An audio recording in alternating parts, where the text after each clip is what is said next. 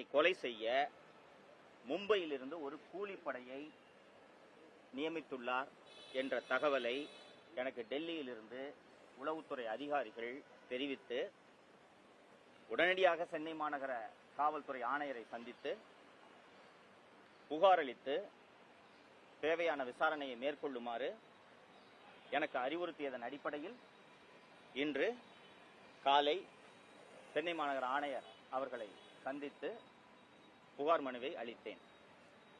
உங்களுக்கு வியப்பாக இருக்கலாம், அது எப்படி இவரை கொலை பண்றதுக்கு மும்பையில் அண்டர்வேர்ல்டுல இருந்தெல்லாம் ஆட்களை நியமிக்கிறார்களா, அதுவும் அரும் செய்கிறாரா என்றெல்லாம் உங்களுக்கு வியப்பாக இருக்கும். இதே போல கடந்த செப்டம்பர் 2025 தென் தமிழகத்திலிருந்து கொலை செய்வதற்கென்று ஒரு கூலிப்படையை திரு அருண் அவர்கள், செல்வநாகரத்னம் IPS அவர்கள் மற்றும் திரு வருண்குமார் ஆகியோர்